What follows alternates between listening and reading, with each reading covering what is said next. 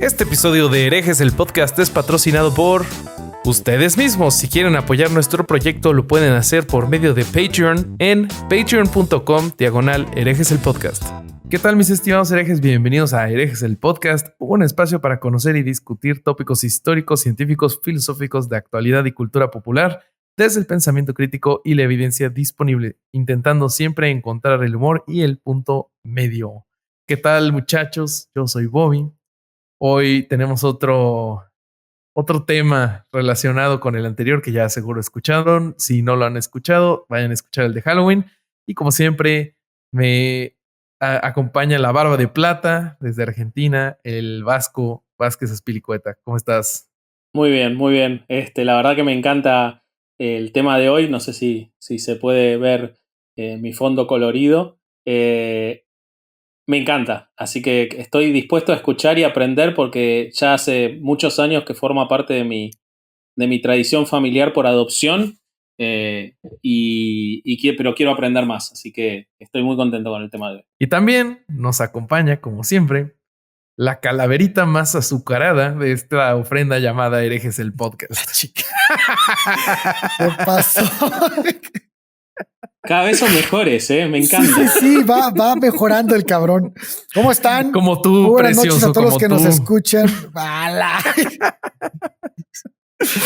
Buenas noches a toda la raza que nos escucha, y a ustedes también, mis queridos compañeros.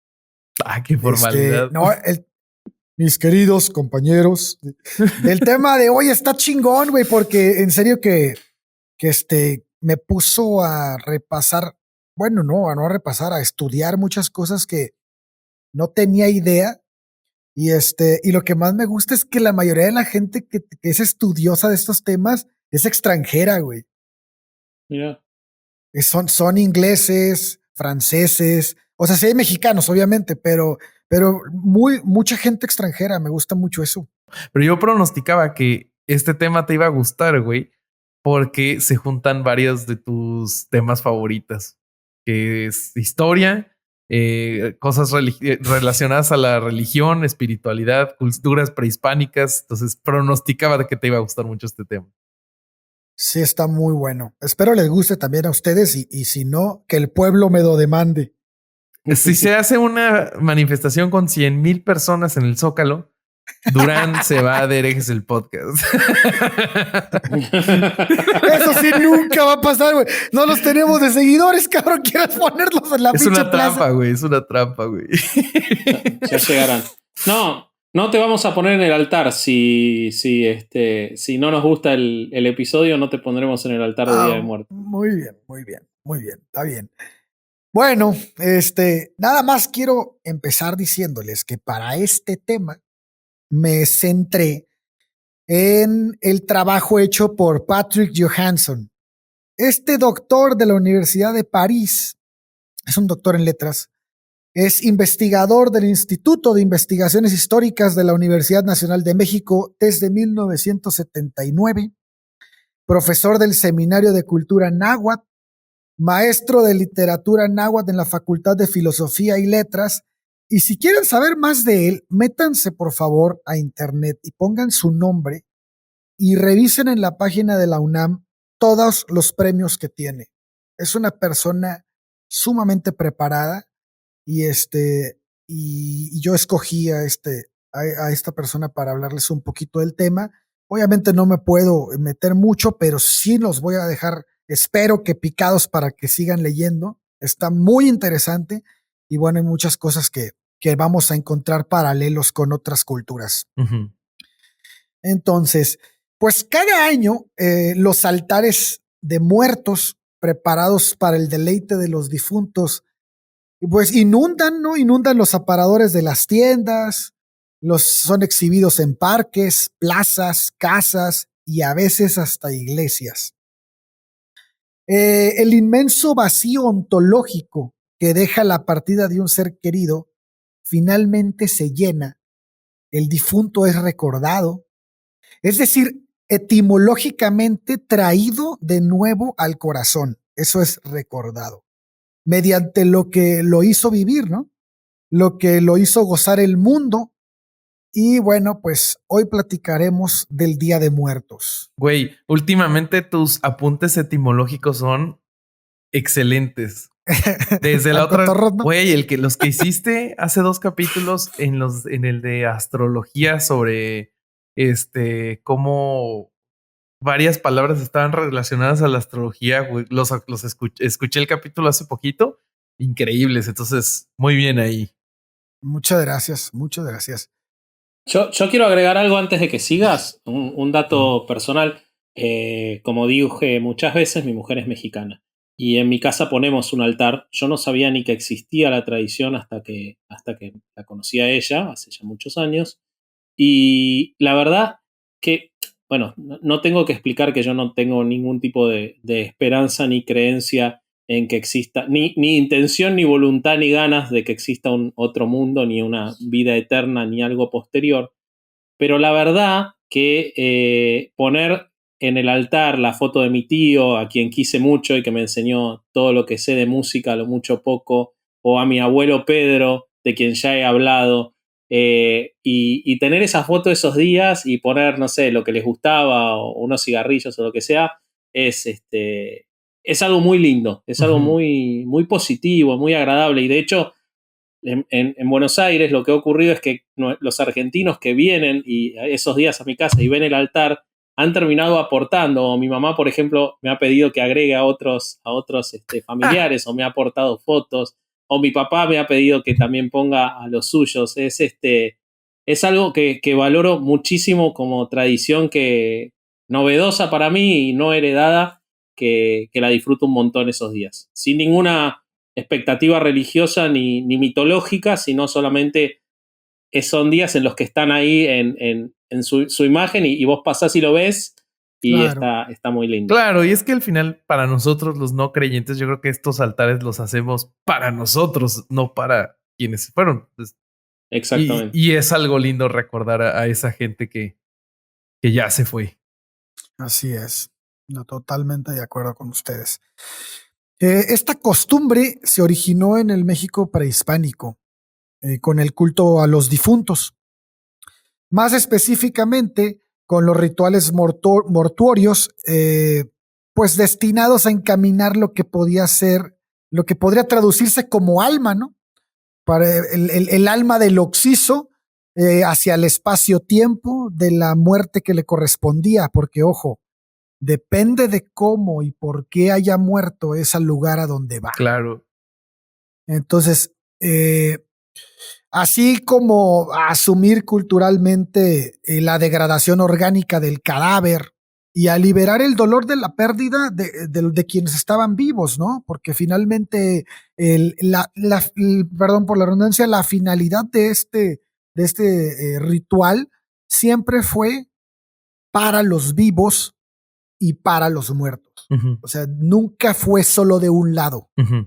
Entonces, en el mundo precolombino, es decir, para los que no están muy, que no tienen este concepto muy, ¿cómo se puede ¿Fresco? decir?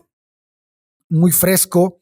Es decir, antes de la llegada de Cristóbal Colón a América, existían lazos muy fuertes convertidos en rituales entre los vivos y los difuntos.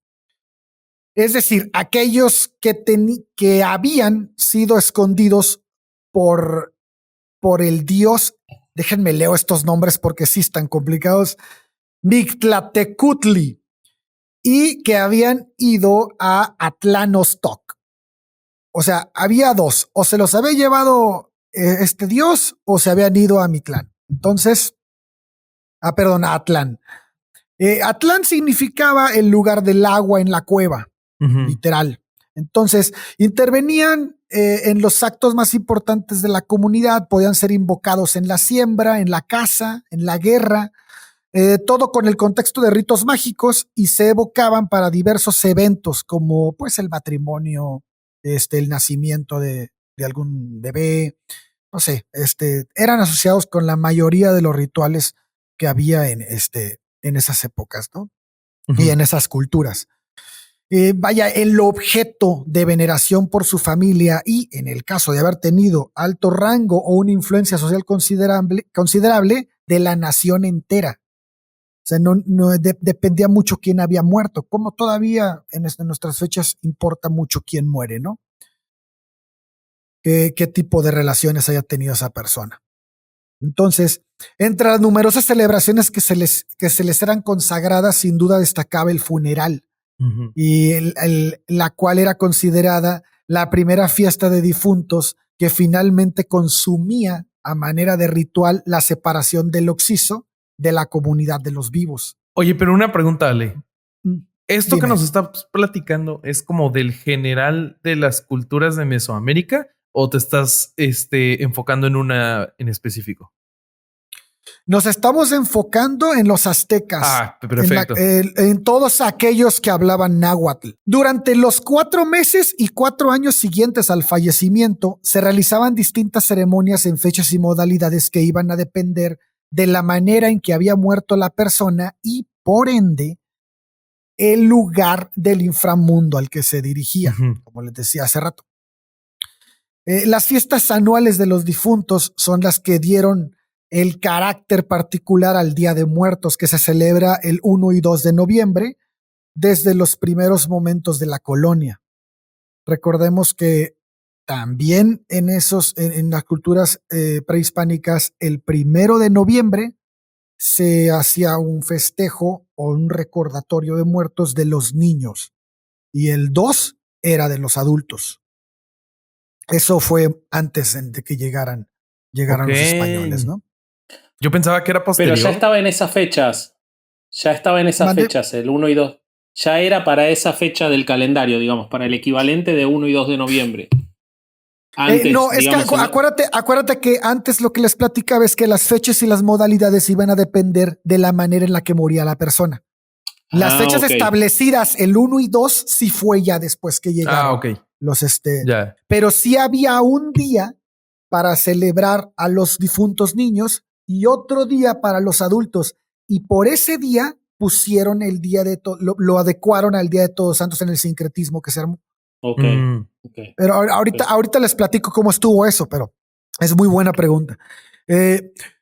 Con base en el movimiento espacio-temporal del Sol, se definieron los lugares donde residirían los difuntos, y estos eran Mictlán, Tlalocán, Tonatiuhicán y Zincalco. El primero, Mictlán, era el lugar de los muertos, donde imperaba Mictlantecutli, el señor de la muerte. Tlalocán era el lugar de Tlaloc. Tonatiuhicán era la casa del sol, ¿no? La casa de Huitzilopochtli. Y Zincalco era la casa del maíz. Esta era regida por Huemac. Bueno, Mictlán, ¿quiénes iban a Mictlán? Mictlán eran los que morían de muerte natural o por enfermedades que no tenían un carácter sagrado. Se entendía que descendían como el sol poniente en las fauces de Tlaltecutli, que era el dios tierra. Esto, al parecer, es la explicación de la degradación del cuerpo, pues a manera de narrativa explicaban cómo el cuerpo pasaba por ciertos obstáculos que lo iban desintegrando, tal y como sucede con la putrefacción natural del cuerpo y algunos otros procesos después de la muerte, ¿no? Entonces, ellos entendían ese proceso como el camino que finalmente los iba a hacer volver a Aztlán. Y bueno, existen diversas hipótesis Atlán, ¿no? de que no, Aztlán. Aztlán era la ciudad blanca. Ah, ok, ya sí, ¿de dónde? Sí, ya. Sí. Entonces. Te hago una pregunta antes de que sigas. Dime, antes sí, de que sí. sigas. Vos hablaste de enfermedades que no fueran sagradas. ¿Qué era eso? Ah, ¿lo vas a contar ahorita ahora? Vas a ver. Hay okay, enfermedades. Sí, me hay llamó enfermedades la atención que. eso. Sí, está bien, cabrón. Hay enfermedades que se consideran sagradas y por lo tanto van a ir a otro lugar. Los que padezcan esas enfermedades. Entonces, hay que entender también que este lugar, Mictlán, era un lugar de retos. O sea, cuando la gente moría y se pensaba que iba a Mictlán, se enfrentaban a un verdadero viacrucis, cabrón. O sea, era yo me los imagino como en un Ninja Warrior, American Ninja Warrior, pero sí, prehispánico.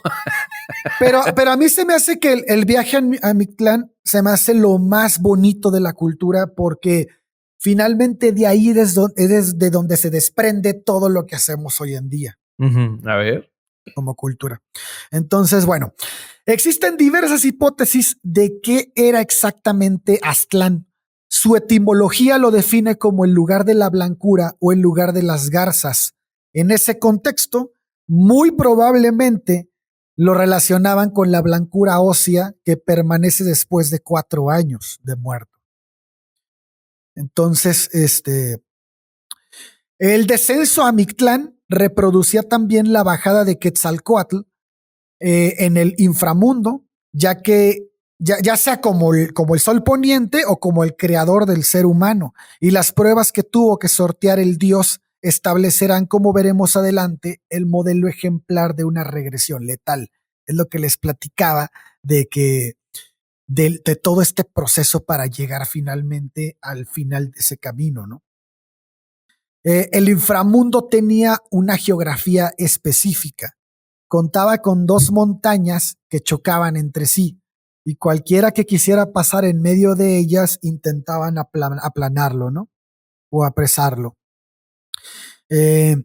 También había un camino cuidado por una serpiente, también un lugar habitado por una lagartija verde que era Xochitonal, y bueno, también tenía 7 páramos.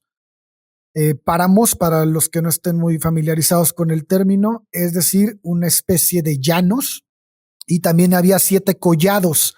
Los collados son una especie de protuberancias en la tierra que no llegan a ser montañas, un poquito más chaparros que los cerros, pero también no tienen superficies muy pronunciadas, sino que son casi mesetas. Entonces a eso se refiere.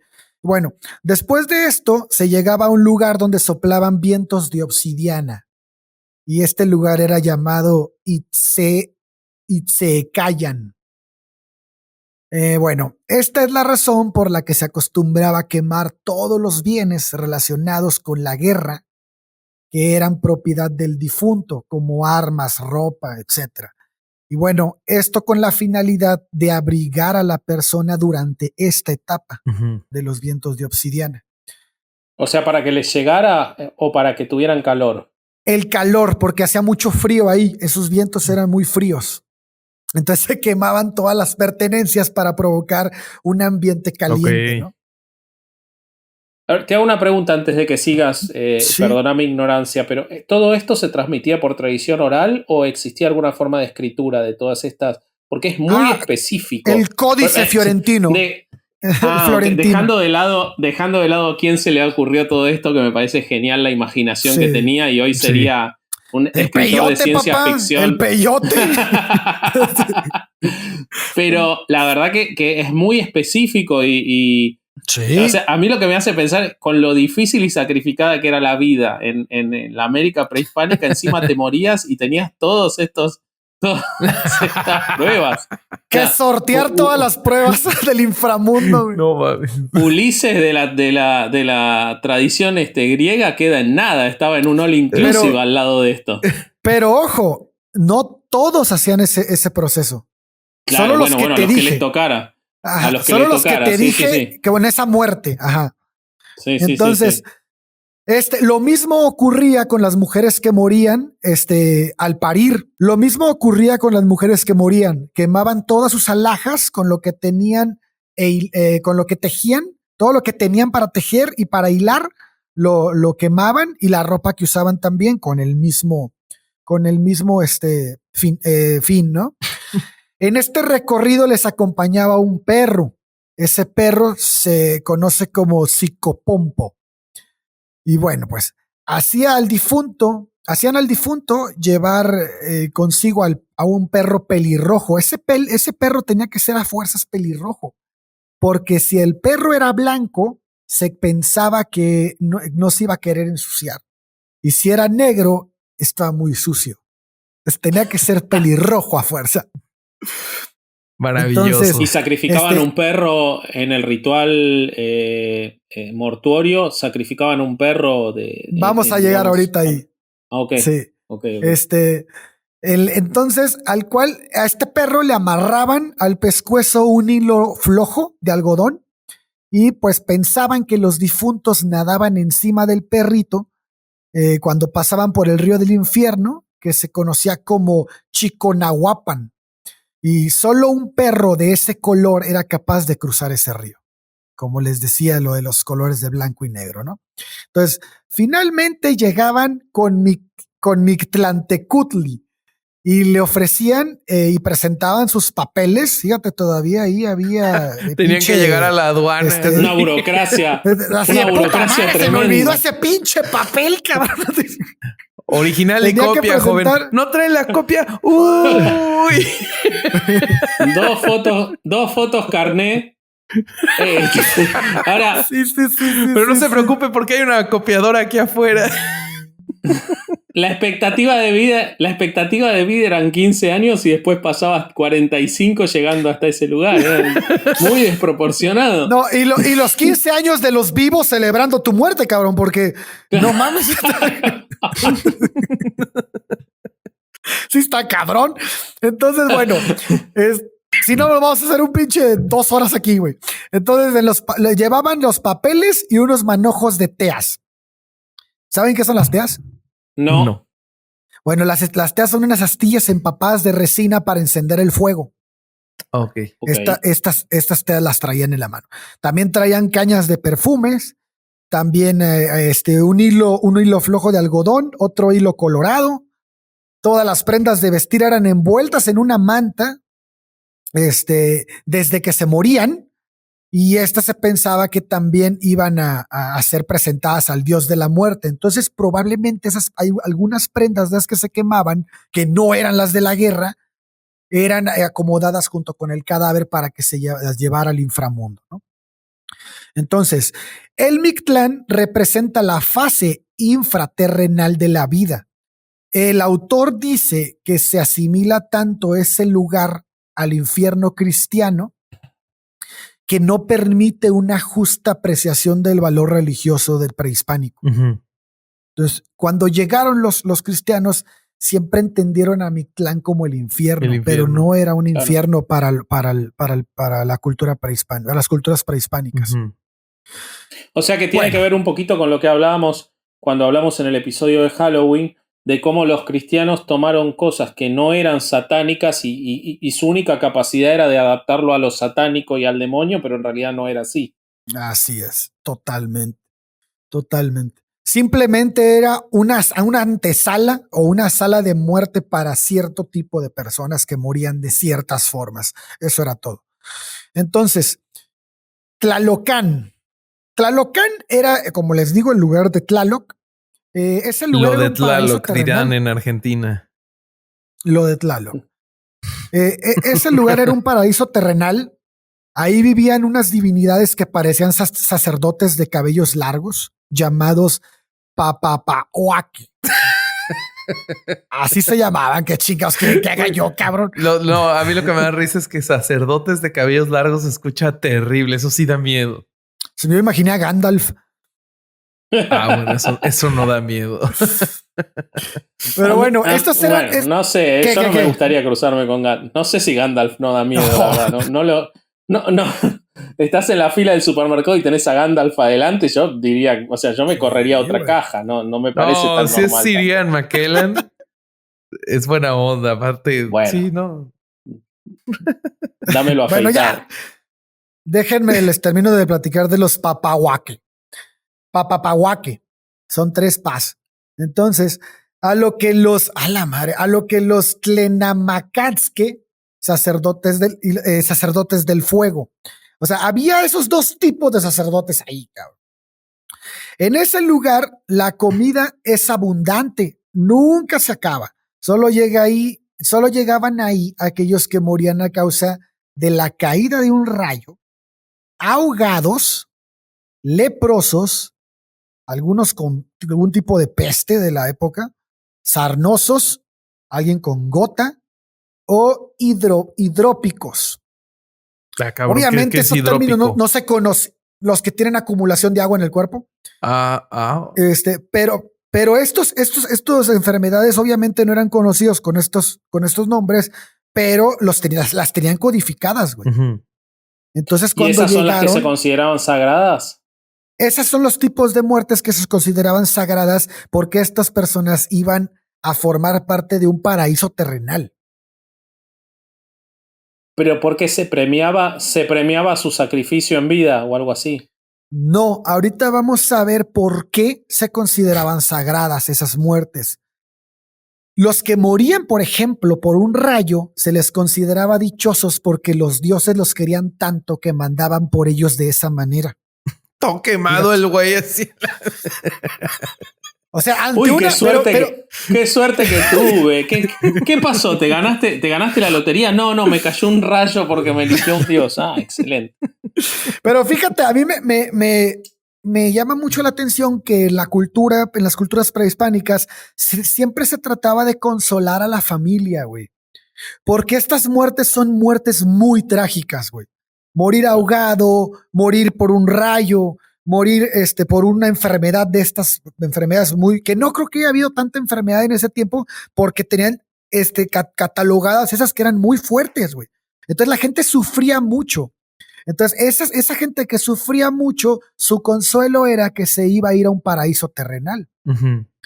Entonces, los ahogados eran distintos.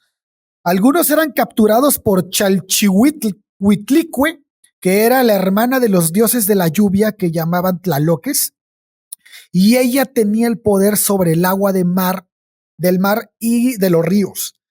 Y también podía hacer torbellinos y tempestades, hundir navíos, etc. Entonces, se decía que los sacerdotes Tlamacasque se comunicaban con ella y esto lo hacían mediante el canto con la ayuda del Ayauchicahuatzli, que era la sonaja de neblina. De verdad espero que no vaya a haber examen porque voy a reprobar. Con esta sonaja de neblina hacían llamar a esta diosa, bueno, a esta semidiosa y hablaban con ella, ¿no? Otro ente que provocaba el ahogamiento también era Ahuitzotl. Ahuitzotl vive en el agua y es el tamaño de un perro, pero parece foca, güey. Entonces, tiene el pelo muy débil, así que lo tocas y se deshace, y también muy, muy cortito. Tiene orejas pequeñas y puntiagudas, el cuerpo negro y casi liso, por lo que les digo del pelo.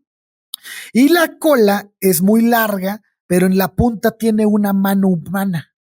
Y también tiene pies y manos aparte, pero los tiene como de chango. Así que los pies son como manos, así.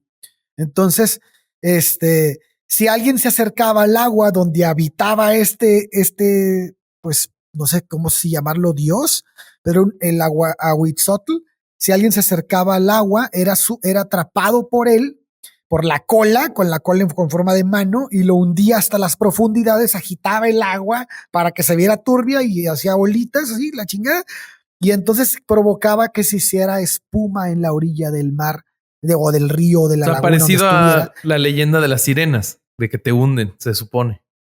Algo así. Entonces, cualquier persona que se ahogara, que obviamente iba a pelear por salvarse del agua, ¿no? Porque se estaba ahogando, pues iba a provocar este agitamiento de agua y finalmente podía provocar esa espuma en la orilla, que la traducían como que se la había llevado el Ahuitzotl.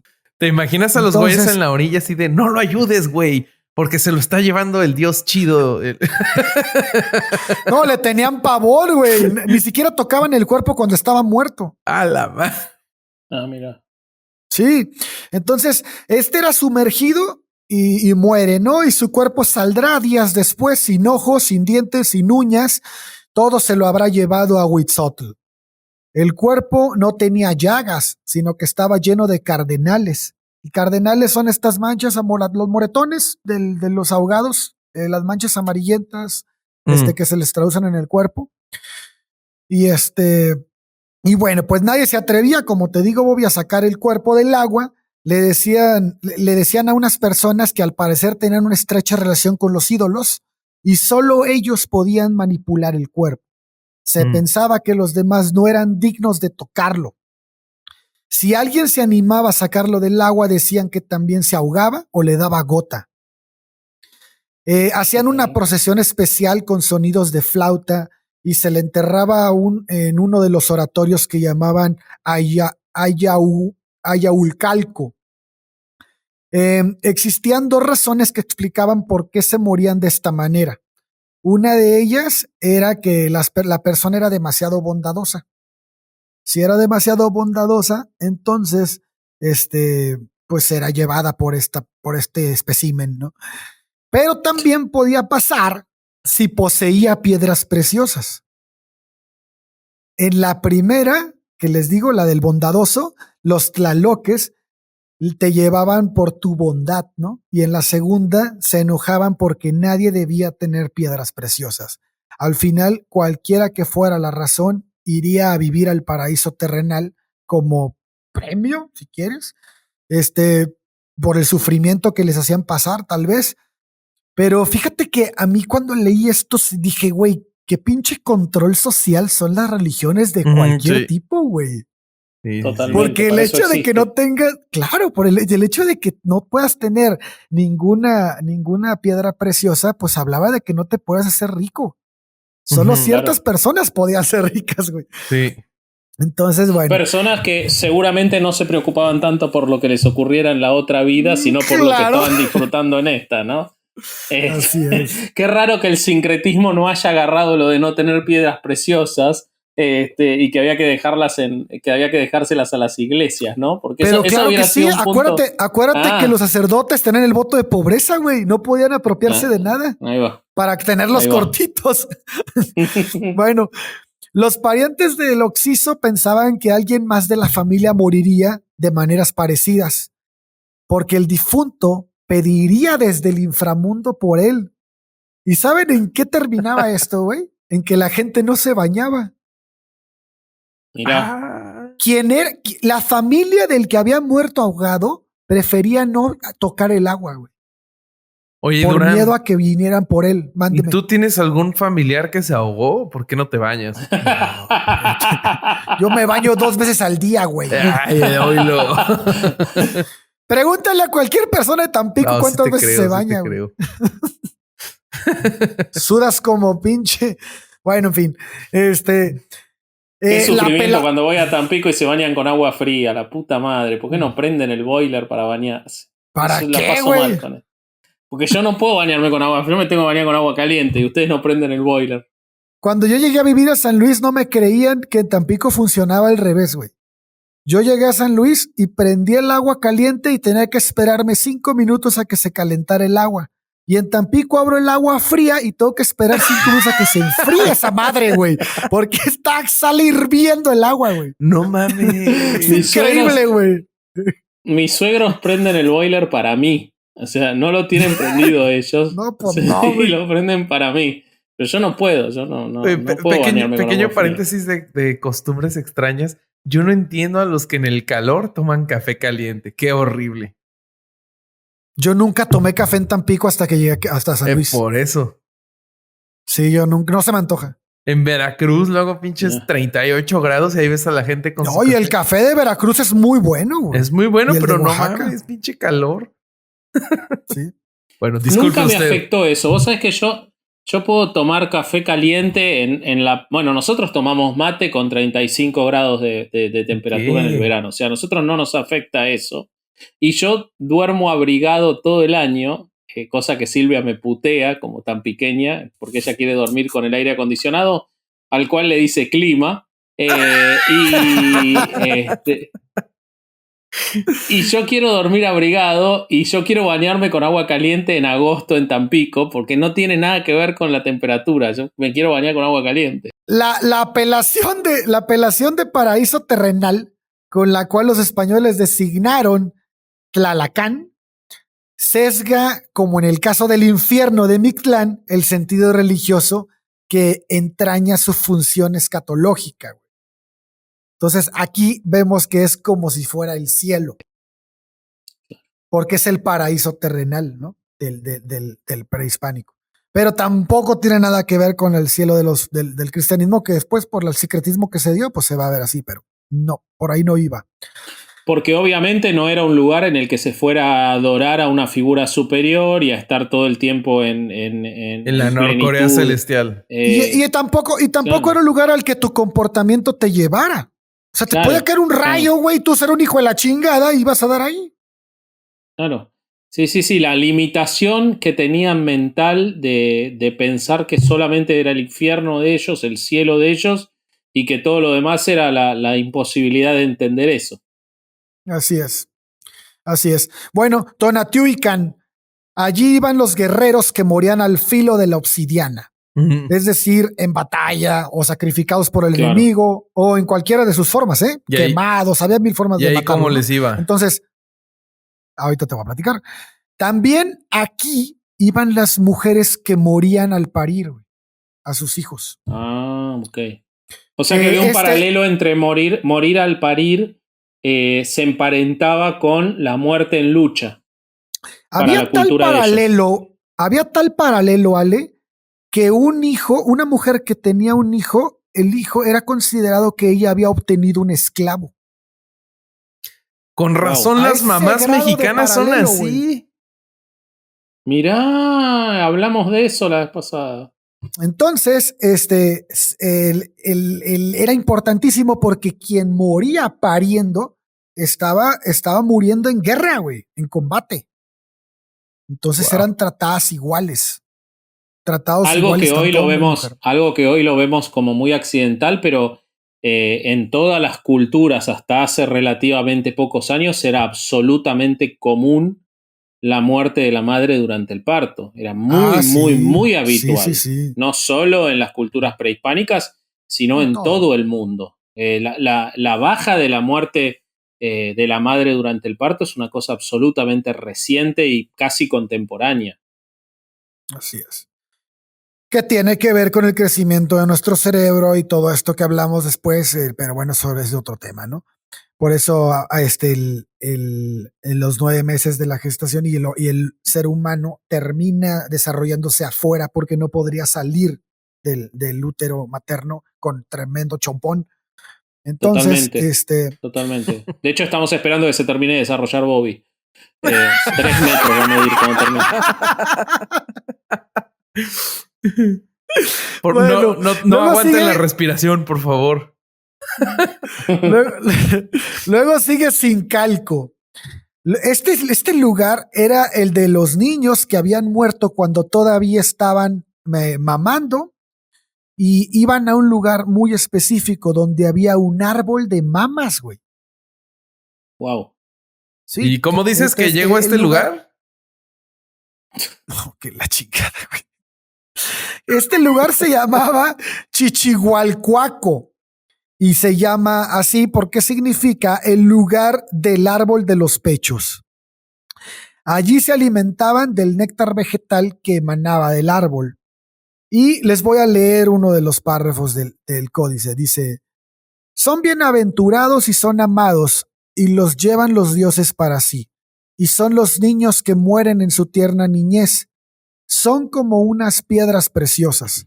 Estos no van a los lugares de espanto del infierno, sino van a la casa de Dios, que se llama Tonacatecutli, que vive en los vergeles, que vive en los vergeles que se llaman Tonacacuautitlán, donde hay todas maneras de árboles, flores y frutos, y andan allí como cinzones, que son aves pequeñas de diversos colores que andan chupando de flor en flor, o sea, son chuparrosas, ¿no? Y bueno, pues a los niños se les enterraba cerca de o frente a los graneros, que se llamaban Cuescómatl, lo que indicaba que estaban directamente relacionados con el maíz. Es probable que los suicidas también hayan sido parte de se haya pensado que iban a este paraíso, al deleite de Sincalco, que regía Huemac. Este Huemac era el rey tolteca de la cueva del mismo nombre en Chapultepec. Cabe recordar aquí que en otro contexto, Huemac, después de haber ganado el partido de pelota contra los tlaloques, divinidades del agua, como les decía hace rato, y de los mantenimientos, había despreciado lo que ellos le ofrecían por su victoria, que era maíz, y él prefirió los jades y las plumas de Quetzal. Y según el mito, una terrible hambruna había entonces asolado al imperio tolteca. Entonces aquí también se ve como las piedras, la avaricia, las cosas de valor, los llevan a algo malo, ¿no? Bueno, hablemos ahora del momento de la muerte. Este momento es bien importante. Dímelo. Un puntito antes. Me parece súper interesante lo que marcaste sobre el paraíso especial que existía para los niños que habían nacido en la lactancia o que habían nacido en su primera infancia, que habían muerto, perdón, a los primeros días de nacer. Cómo era mucho más benevolente que el ritual católico y supuestamente o cristiano y que vino a evangelizar, si bien todos son estupideces al final, pero cómo era mucho más benevolente y mucho más caritativo para los que quedaban vivos, porque, bueno, vos lo podrás explicar mucho mejor que yo, pero para la tradición cristiana, cuando un niño muere antes del bautismo, necesariamente pasa por el purgatorio y no puede ir al cielo. Entonces, y por eso se necesitan los rezos para los neonatos y toda la cuestión. Y por lo que vos estás contando, en esta tradición era mucho más benevolente y mucho más una pacificación del espíritu de quien quedaba vivo de saber que había ido a un lugar mejor. Que antes estaba el limbo, ¿te acuerdas? A donde se iban el limbo, exactamente, no el purgatorio. El limbo era para los neonatos que habían muerto sin bautizar. Así es. Y esto es mucho más tranquilizador, digamos, o mucho más bonito el relato. Si bien es raro que vayan con los suicidas, ¿no? O sea, tenés a los bebés con los suicidas, es raro poner. No es la niñera que yo contrataría, pero bueno, pero estaban al cuidado de Huemac, por eso no había pedo. Ok. Está bien, perfecto. Muy bien, bueno, pues el momento de la muerte.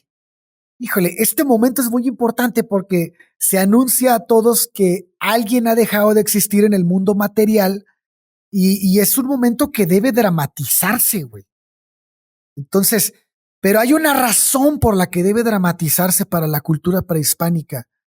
Debe dramatizarse porque con el apoyo de los demás, al hacerlo un verdadero drama, se pensaba que salías más fácil de esa situación. Entonces había un ritual completísimo de dramatización cuando ocurría la muerte de una persona. Y más si esa persona era un rey. Como lo habíamos dicho en los episodios pasados, creo que fue en la primera temporada donde dijimos que lo poco que teníamos de las culturas prehispánicas era lo que le había pasado a personajes de niveles de rangos muy altos. Reyes, guerreros, porque los nacehuales realmente se morían y pues no había tanto presupuesto, güey, para ellos. Sin pena ni gloria, tenían un proceso muy interesante, pero mucho más corto, güey. Y además no se codificaba, que era lo importante. Entonces lo que tenemos es lo que codificaron y lo que codificaron, solo lo codificaron de los altos rangos. Entonces, cuando se trataba de reyes, lo que hacían era, esta dramatización que les platico, la hacían mediante el llanto y aullidos de las pañideras. Las pañideras hacían una creación de estado anímico propicio para la propagación del dolor, güey, en la comunidad. Y como les digo, esto era necesario para generar ese apoyo generalizado. Entonces, que finalmente les ayudaba a liberar el dolor, ¿no? También se cortaba el mechón de la coronilla y eso se llamaba piochtli. Y antes de envolver el cuerpo se cortaba ese mechón de cabello y luego se colocaba en una urna con las cenizas y el mechón que se había cortado el día del nacimiento de la persona que había fallecido. O sea, cheque nada más. Güey, guardaban muchas cosas, era un proceso muy importante, güey. Entonces, se pensaba que el alma se encontraba con el mechón de cabello que se encuentra detrás del copete, es decir, por acá arriba. Y bueno, pues al reunir las cenizas con ambos mechones, se reunía el cuerpo el cuerpo completo, la sangre y huesos, y el tonallí. ¿Qué pasó? ¿Y con Vasco cómo le haríamos o qué? Sabía que ibas a venir por no ese había lado. indígenas pelones, güey. Por eso no había ese supuesto. Te salvaste. De la barba. Lo sacaban de acá. Lo sacaban de acá. Vos de envidia. Entonces tu espíritu. Qué bueno que de la barba, güey. Qué bueno que elegiste la barba, güey. ¿Cómo se nota que fuiste al seminario? Yo estaba hablando de las axilas, güey.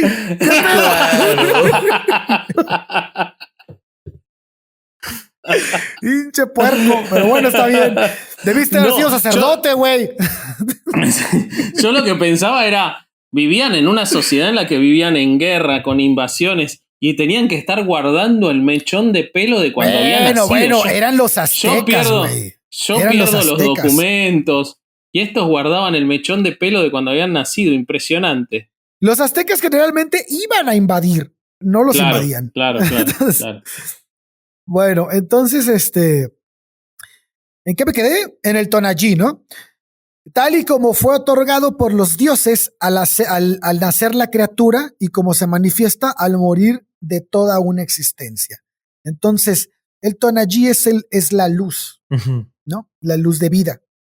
Entonces, cuando morían, pensaban que iban a esa misma luz. Y finalmente, la luz que les había dado la vida la recibían la muerte. Y eso por eso tenían que conjuntar todo lo que era el cuerpo, ¿no? Lo que era el cuerpo y alma. Entonces, bueno, sí, comer un chingo de peyote. Está muy cabrón la historia, pero también hay que tomar en cuenta, que en el contexto cultural náhuatl, el cabello, como las uñas, son términos súper importantes, güey.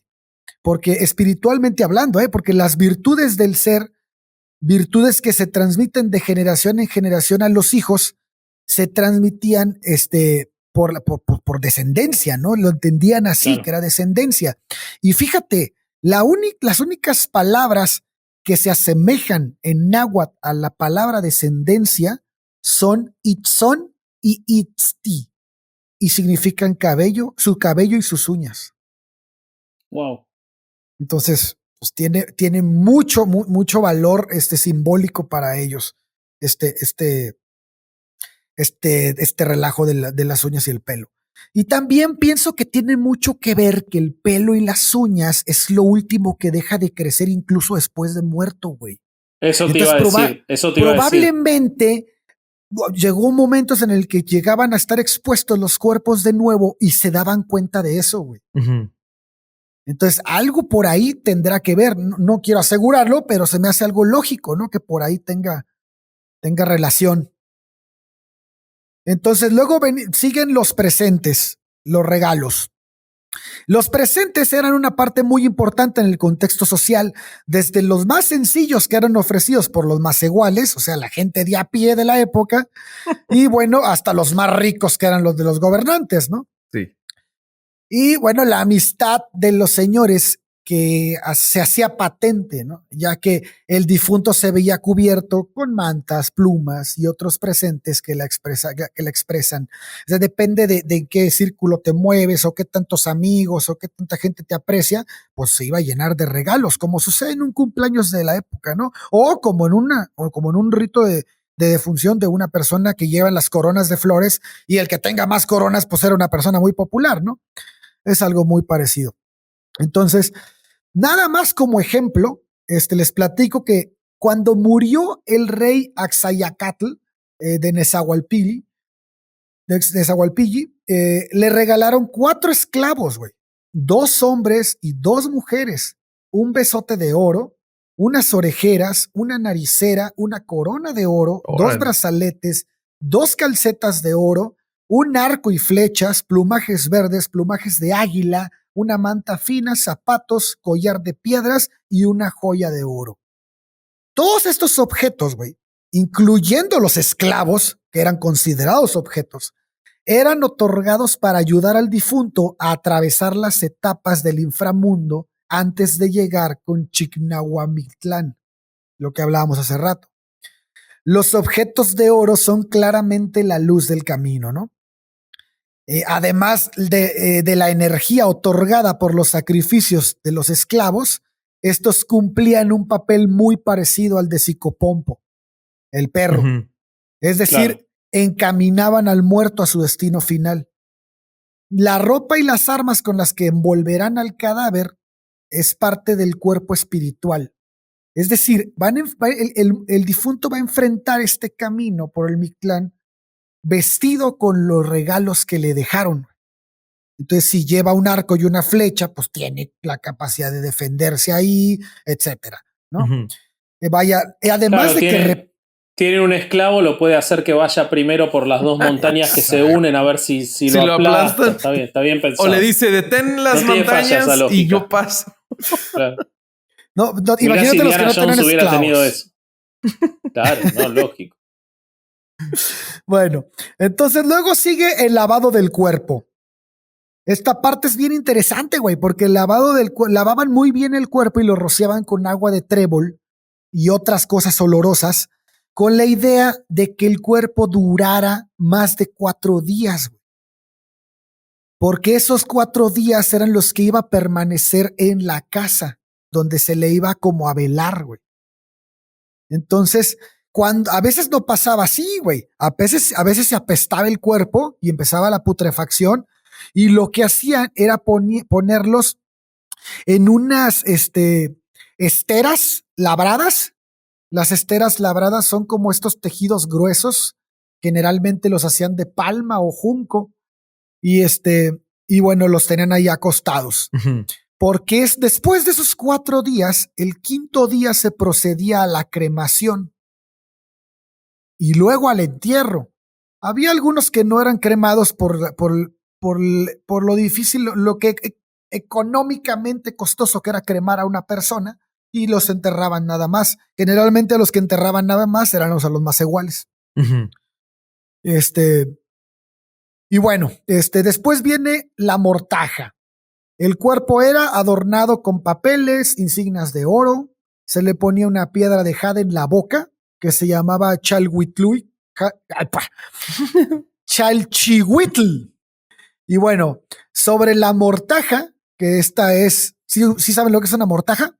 Era claro. Lo que decía Ale antes, ¿no? De la manta blanca. En el episodio pasado yo explicaba cómo la mortaja era lo que representaba luego en los disfraces de Halloween la sábana blanca de los fantasmas. Me imagino que tiene que ver con textiles que se utilizaban para cubrir el cuerpo. Sí, exactamente. Es como ataviarlos, ¿no? Lo que hacían era utilizar las vestiduras de la deidad del lugar donde moría esta persona. Ok. Entonces, lo que hacían es que bueno, ya que sobre la mortaja, que es, como dijo Ale, es una vestidura o sudario, como le quieran llamar, se ponía una máscara pintada en el rostro del difunto, y también sobre esa mortaja se ponían los vestidos.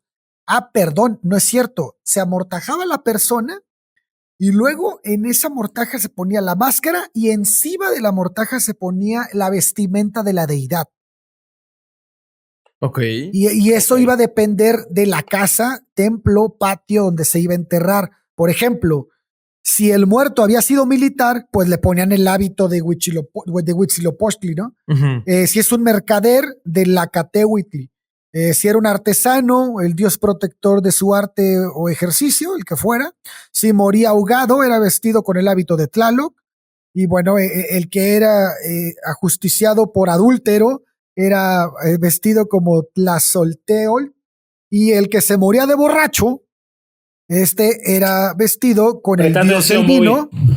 El dios del vino, que se llamaba. La hipocresía de Vasco tomando vino cada que grabamos y diciéndome alcohólico a mí. No es posible. Bueno, el ebrio se moría vestido de Tezcatlipoca. Ya ves, de eso te vamos a vestir. Era el dios del vino. O sea, como... Y para los luego abogados que había... No Ale, había nada. No había nada. nada, desnudos nos Eso- tocaba. No se morían. Ah, perfecto. ¡Qué la chica! Bueno, el discurso de la muerte, güey. El discurso de la muerte se da en dos ocasiones. Una era una especie de lo que conocemos hoy en día por el cristianismo como la homilía. Y esto se daba durante el ritual. El sacerdote hablaba de la persona para recordarla. Y también se daba este discurso cuando estaba con la familia del occiso. Pero cuando estaba en la familia, solo con la familia occiso, el discurso cambiaba.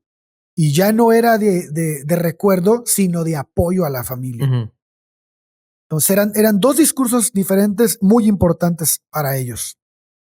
Después de ahí vienen los cantos de lamentación y las danzas.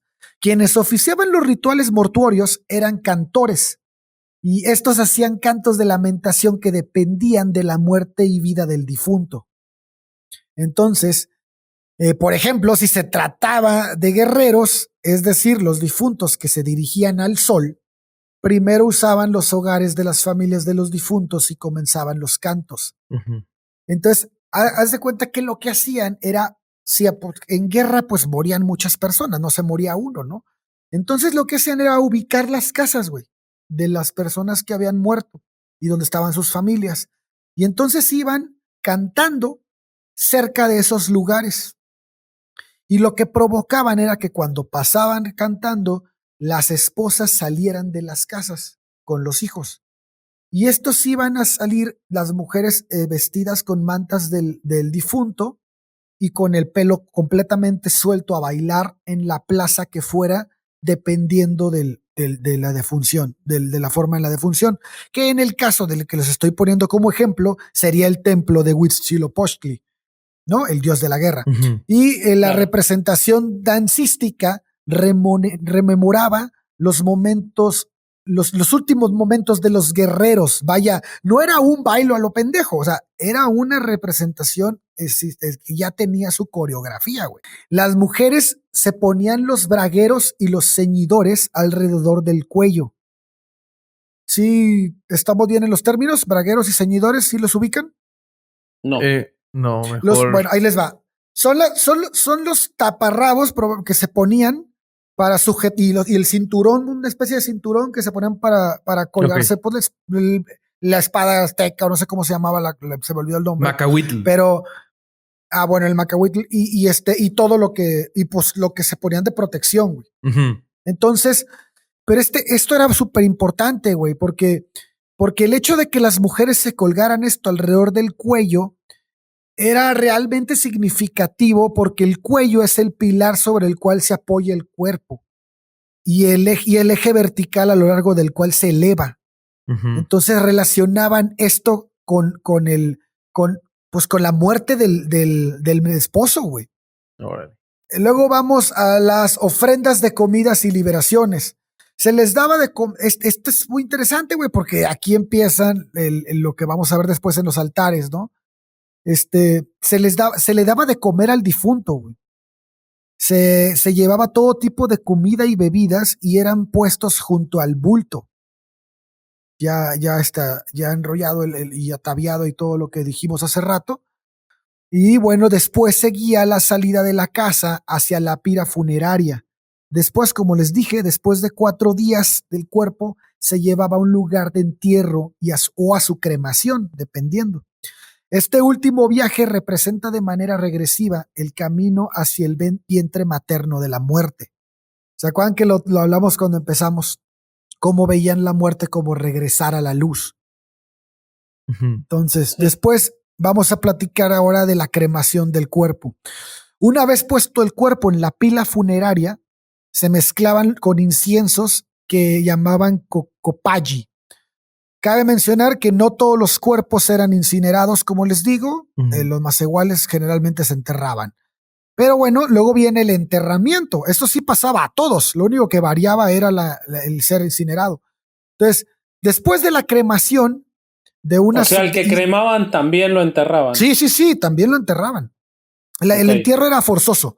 Entonces, después de la cremación, de un solemne recogimiento de cenizas y de la ceremonia quitonaltia, que esta ceremonia es donde se le fortalece a su paso por el Mictlán, lo que les decía, ¿no? De que les llevaban ropa, les llevaban no sé qué, todo esto fortalecía el camino por el Mictlán. A esa ceremonia se le llama quitonaltia.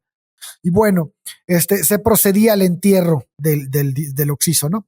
Y siguiendo el modelo establecido por Quetzalcóatl, todo parece indicar que existía un doble enterramiento de los restos. Primero las cenizas y los huesos se enterraban en un hoyo llamado Ostotl, y luego ritualmente se volvía a sacar para meterlos en un tecalli.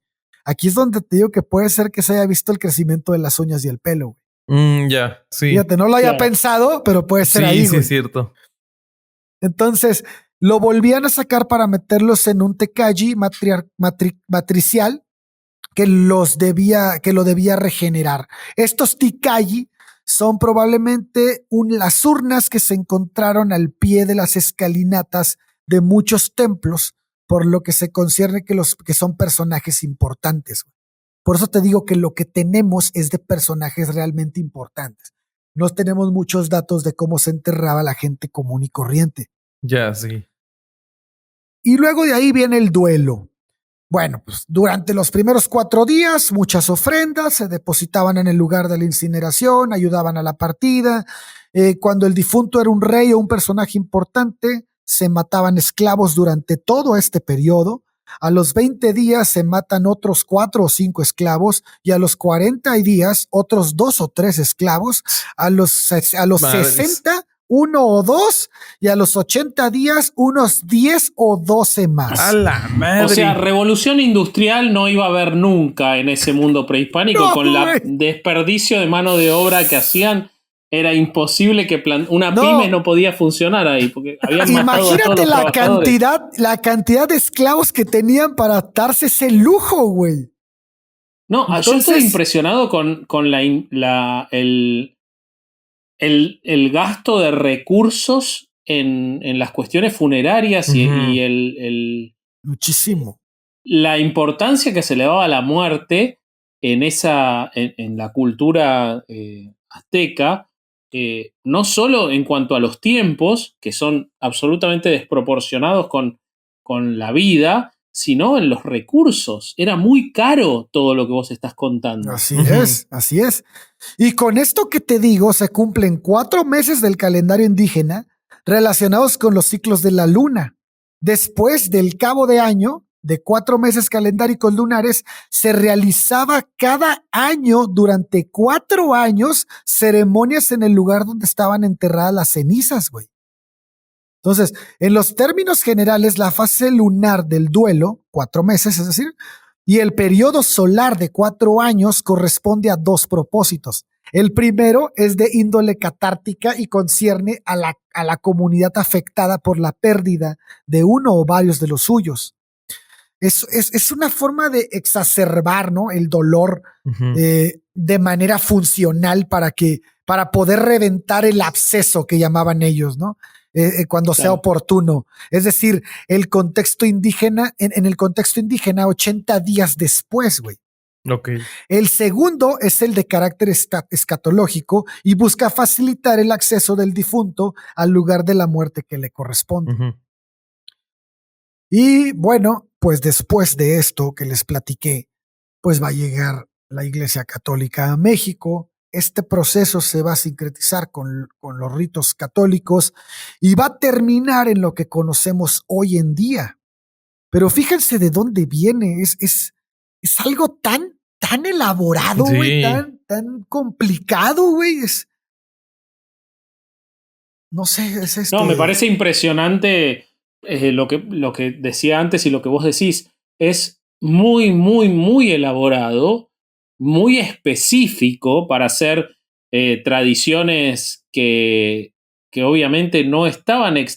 A ver, imagino que eran trasladadas por, digamos, de arriba hacia abajo. No era que eran me parecen demasiado específicas como para que pudieran ser manejadas por todo el mundo en esa sociedad. Entonces, la verdad que es muy impresionante el nivel de detalle.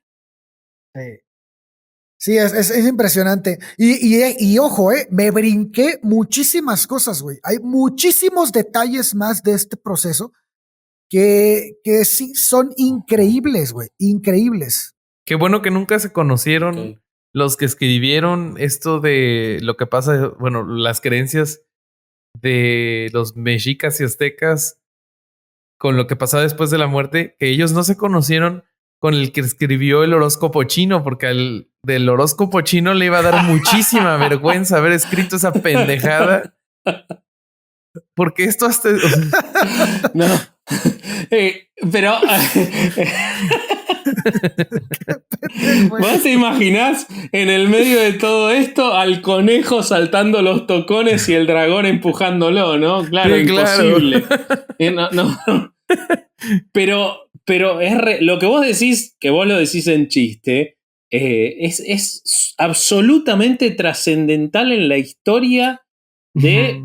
Y te muestra lo distinto que es el mundo en los últimos 150 o 200 años.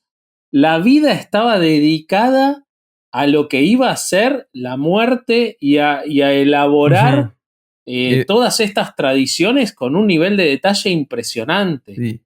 Impresionante. No, también los perros, güey, eran criados para eso, güey. Eran criados. Claro. El perro que se sacrificaba el día de la muerte del dueño tenía que ser el perro, tenía que haber sido escogido por el dueño, porque ese perro no lo iba a reconocer en el Mictlán. Entonces sí. el perro lo iba a ayudar mucho. Por eso en la película de Coco sale el perro con el niño cruzando el puente de Flores en Pasuch. Entonces, ¿qué tan fidedigna es Coco con relación a todo esto? No mucho, según yo. Pero ¿sabes qué? Probablemente se acerca más al Día de Muertos en Oaxaca. Ok. O sea, te digo que sí, sí varían un poco, entonces probablemente se acomoda más a ese. Este es de los aztecas. Ok. Por eso aquí no hay flor. ¿Te diste cuenta? Sí, no hay. No hay. O sea, es un ritual muchísimo más, como de contenido más espiritual que físico. Bueno, tampoco hay flor porque la flor se la fumó el que escribió todo esto, ¿no? Antes de escribir. Sí está cabrón, güey. Sí está cabrón. No, la verdad, impresionante, me encantó. Sí. Excelente nivel de detalle y lo bajaste a tierra muy bien porque es complicadísimo lo que acabas de... No, mis respetos para el autor, güey. En serio que lo explica muy bien. ¿Es una sola fuente todo esto? Ese es un solo autor, pero las fuentes son... Ese libro tiene muchísimas fuentes. Claro, muchísimas, pero... Muy, muy interesante, la verdad, me encantó. Es como, el libro es como una recopilación de muchos autores mexicanos y de códices. Ok. Entonces, y yo te hago una pregunta, ¿cómo lidia? Vos dijiste al principio que incluso a veces en iglesias se ve el altar de muertos. ¿Es aceptado? ¿Cómo funciona? Pregunto desde los que nos toca escuchar de afuera, ¿cómo funciona el Día de Muertos con toda esta tradición en la tradición cristiana? En no México hoy. Es que mira, no es homogéneo, güey, en toda la República. Porque, por ejemplo, entre más esté metida la iglesia en la ciudad, se ve menos. Pero si tú te vas a una capilla a Oaxaca, güey, está completamente mezclado. No hay manera en la que puedas sacar a los indígenas de sus creencias todavía hoy en día, pero sí hay un sincretismo impresionante. O sea, sí tienen de las dos. Pero, por ejemplo, si vas aquí a Querétaro, pues nunca vas a ver un altar de muertos en una iglesia. Lo que sí yo he visto, güey, es que aunque en las iglesias lleguen a poner el altar de Día de Muertos, yo en ningún servicio de las iglesias en el que haya estado he escuchado de que el sacerdote hable del Día de Muertos. Nunca me ha tocado. No sé si pase. Esto es simplemente mi experiencia anecdótica, pero eso es... A mí no me ha tocado que el sacerdote lo reconozca. Pero sí los católicos en su casa ponen el altar de muertos. Muchísimos, sí. O sea, está esa... Muchísimos. Está conjugado eso. Uh-huh. Sí. Sí, muchísimos. Ok. Muchísimos. Bueno, nada, me encantó. Muchas gracias, Durán. Me hubiera gustado decirles mucho más cosas porque después de todo esto se habla de cómo se trasciende, depende a qué lugar te vayas del inframundo. Y bueno, hay muchísimas cosas, nomás que el tiempo no nos da para más. Pero tendremos un 2 de noviembre el año que viene y reivindicaremos todo eso. Hay que declararlo ahora ahorita. Un punto que quiero dejar claro es que el 1 de noviembre se dejó para la festividad azteca de los niños que morían. Y el 2 de noviembre para los adultos. Entonces son que después se adaptó al cristianismo, ¿no? Y bueno, se puso Todos Santos y luego el Día de Muertos. Pero finalmente es interesante después cómo se va a dar ese sincretismo. Búsquenlo, léanlo. Ya con estas bases creo que está bien fácil entender lo que se va a dar después. Va, buenísimo. Y pues espérense al año que viene excelente. Para que terminemos esta bonita historia del Día de Muertos. Muy bien. Avisos para la próxima semana. ¿Qué capítulo toca? Para la próxima semana toca el Porfiriato. Y el 3 de noviembre son las elecciones en los Estados Unidos y es probable, busquen en nuestro YouTube, que tengamos algún especial hablando de eso. Sí, tenemos mucho trabajo. Y de nuevo yo les recuerdo que voy a estar exponiendo unos cuadros en el Hotel Ágata en Avenida México 21, Colonia del Carmen, en una cena con el chef Miguel Sánchez y el mixólogo Emiliano Palomo. Voy a exponer 4 piezas y reserven al 55 43 90 44 91 y ahí nos echamos unos drinks con Susana a distancia y ven mi trabajo como fotógrafo. Y pues, ¿algo más? Después podría subir algún videíto a nuestro YouTube, ¿no? De eso. Sí, a los que no puedan ir, pues ahí les subiremos alguna cosilla. Y pues ya, vamos de aquí. Muy bien. Muchas gracias. Este fue un día de sí celebrar el Día de Muertos y escuchar Herejes el podcast.